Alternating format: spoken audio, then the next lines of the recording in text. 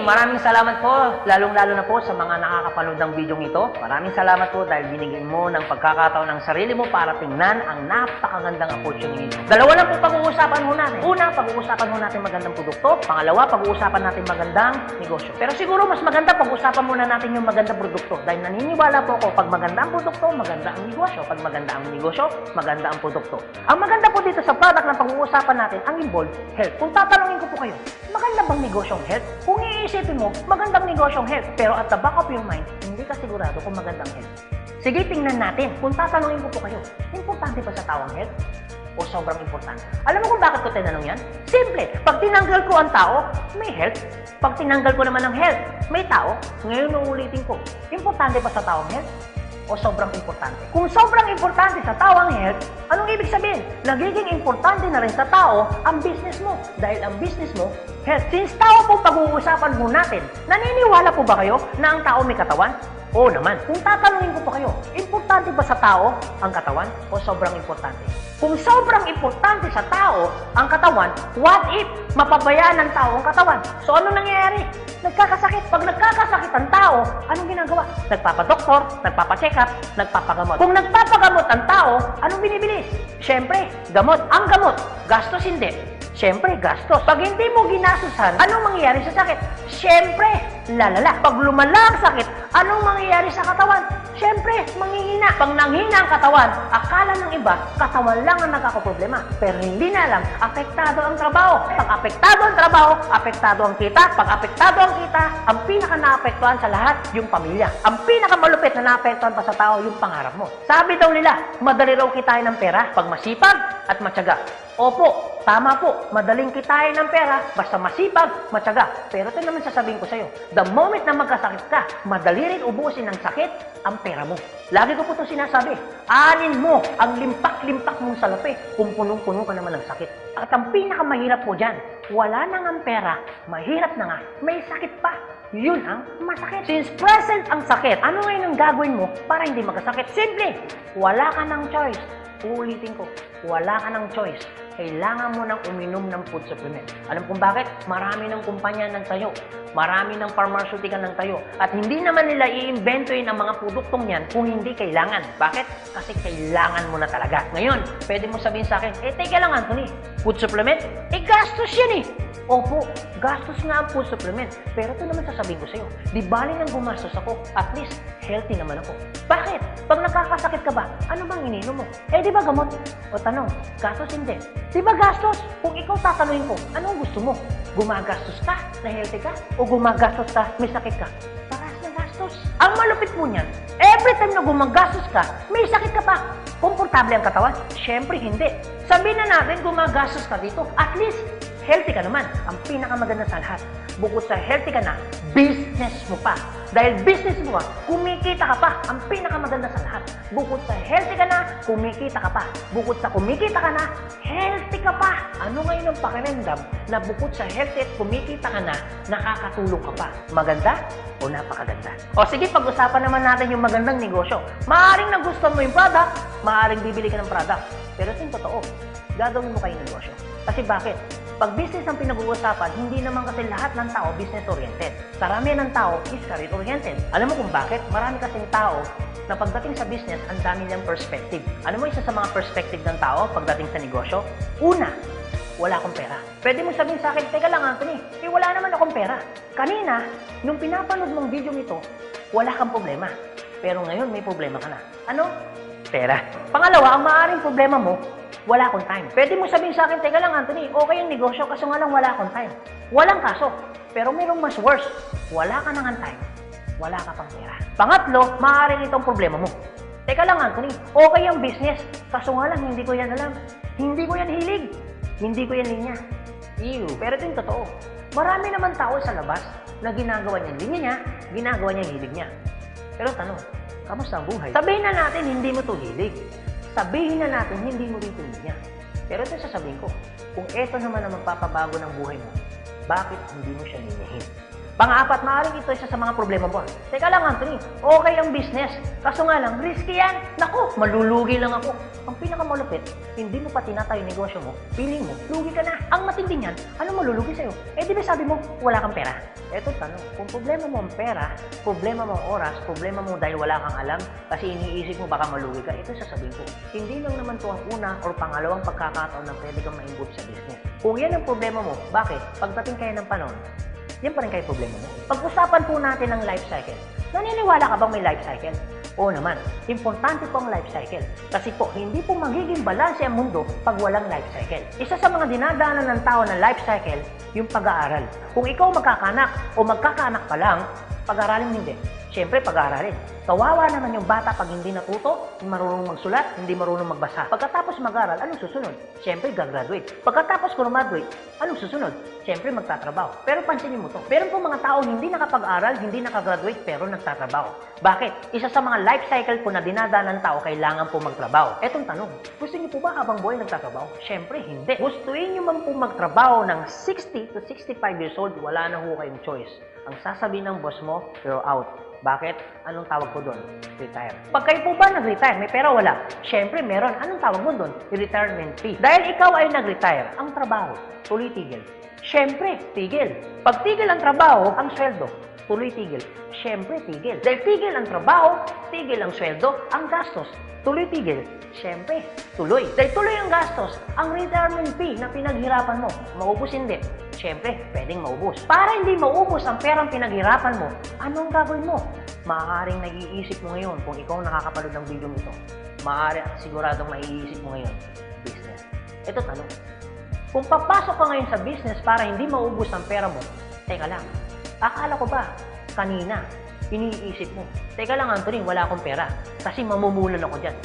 Pero sabihin ko, kung iniisip mo, kanina, wala kang puhunan, mamumuhunan ka kasi, eh di ba ganun din dito? Mamumuhunan ka rin. Di ba sabi mo kanina, wala akong time? Kung iniisip mo na wala kang oras, bakit? Pagtungtong mo ng 60, 65, may oras ka ba ba? Sabi mo kanina, wala kang alam. Pero tanong, bakit pagtungtong mo ng 60, may alam ka? Buong buhay mo nagtrabaho, hindi nag-business.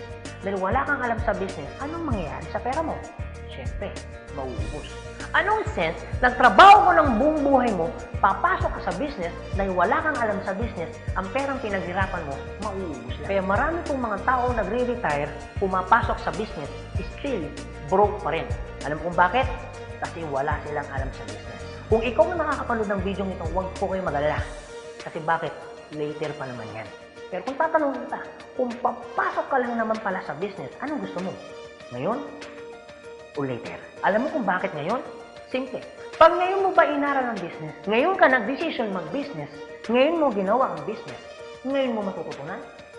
Yes. Ngayon ka rin kikita?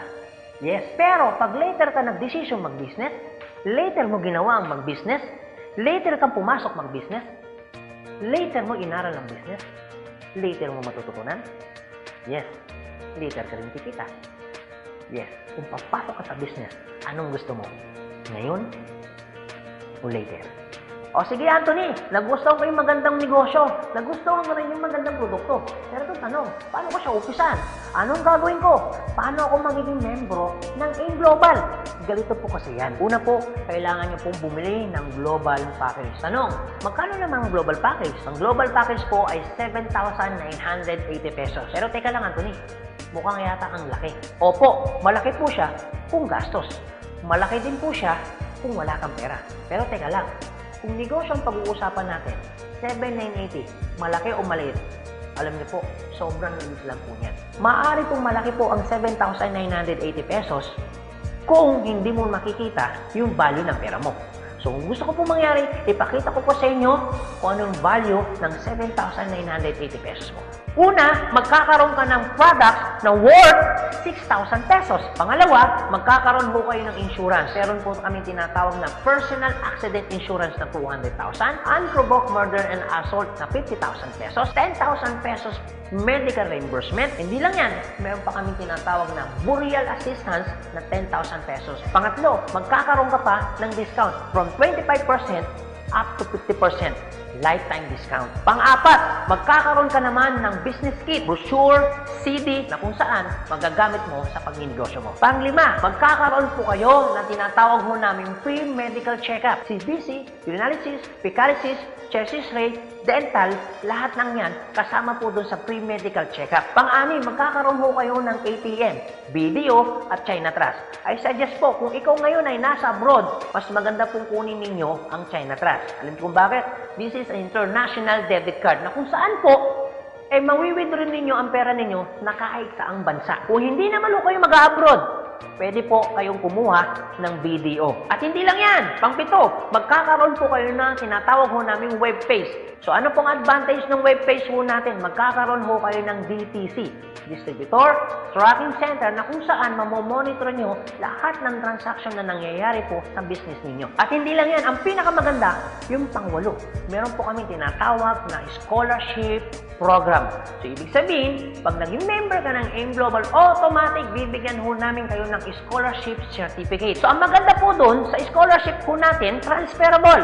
Ibig sabihin, kung ikaw yung member, siya hindi member, kahit hindi mo kakilala, pwede niyo po itong i-transfer. At hindi lang ho yan. Ang maganda po sa scholarship po natin, ito po ay wala pong expiration. Kung ngayon ka ng member, bukas o bukas makalawa o 2 to 3 years from now, saka mo palang ginamit yung scholarship po namin o yung certificate po namin, hindi po siya may expire. Pwede nyo pa rin siyang gamitin. Ang maganda po dun sa scholar certificate po namin, wala ho tayong quota. No hidden agenda. Na pag yung bata po in-enroll mo na, hindi ho kayo obligado na gawin yung negosyo. Nasa sa inyo na lang po kung gagawin yung negosyo, hindi. Basta yung anak niyo po, tuloy-tuloy po yan sa pag-aaral. So wala ho tayong hidden agenda, no quota. Kahit hindi ho kayo bumili ng product, kahit hindi ho kayo mag-imbita ng tao, kahit hindi nyo po ito gawin. No obligation, no commitment. No hidden agenda. Yan po yung kabuuan ng global package ho natin doon sa perang binitawan mo na 7,980 pesos. Ang tanong, maganda po ba o napakaganda? Sulit o sulit na sulit? Okay, sige, ganito Anthony. Nagustuhan ko yung magandang negosyo. Nagustuhan ko rin yung magandang produkto. Sige, magjo-join na ako. Eto tanong, kung ako pa papasok na ngayon, gagawin ko na yung negosyo. Paano naman ako kikita? Ganito po yan. Una, kikita po kayo sa tinatawag naming retailing. Sa retailing naman po, from 25% up to 50% kikita ka. Kung hilig mong magbenta, aba, bagay na bagay ka dito. Kung hindi ka naman mahilig magbenta, wala din pong kaso. Pangalawa, eto po maganda. Meron po kaming tinatawag na binary income. Sa binary income, dalawa pwede nyo pong pagkakitaan. Una, pwede ko kayong kumita sa tinatawag namin direct referral bonus. Magkano direct referral bonus? 500 pesos. At pangalawa, pwede naman kayo kumita sa tinatawag namin match sales bonus o madalas ang tawag po namin dyan, pairing bonus. Magkano naman ang pairing bonus? 1,500 pesos. O sige Anthony, mukhang maganda yung binary income na yan. Paano ka pa kikitain yung direct referral bonus na 500 at paano ka naman kikitain yung pairing bonus na 1,500? Okay, ganito po yan. Pag sinabi pong binary, dalawa po yan. It's either ilalagay mo sa kanan o ilalagay mo sa kaliwa. Ang trabaho mo, mag-imbita. Pag ikaw ngayon nag-imbita, at yung inimbita mo ay bumili ng global package, sabi na natin, dalawa yung inimbitahan mo. Yung isa, inimbitahan mo, nilagay mo sa kanan. Yung isa naman, inimbitahan mo, nilagay mo naman sa kaliwa. Pagbili ni A, automatic, meron kang tinatawag na direct referral. Pagbili naman ni B, automatic, may kikitain ka naman na direct referral ng 500 pesos. At hindi lang yan, meron ka pang bonus. Pag may pumasok sa kanan mo at may pumasok sa kaliwa mo, automatic, magpipair po siya. Magkano pong pairing bonus? 1,500 pesos. Basta ang usapan po, every time may papasok sa kaliwa, every time may papasok sa kanan, automatic po, pairing 1,500. Sa tingin mo ba, si A, meron din bang kaliwa? Meron din kanan? Si B, meron din bang kaliwa? Meron din bang kanan? Sa tingin mo ba, ikaw pa ba ang nag-imbita dun sa inimbita ni A and B? Siyempre, hindi na. Eto maganda. Sa labas, no work, no pay. Pero sa amin, yung taong dinala ni A at ni B, automatic, kikita ka pa rin ng pairing bonus. Magkano pairing bonus? 1,500 pesos. Ibig sabihin, dalawa yung pumasok. Magkano po yun? So, ibig sabihin, kikita ka ng 3,000 pesos.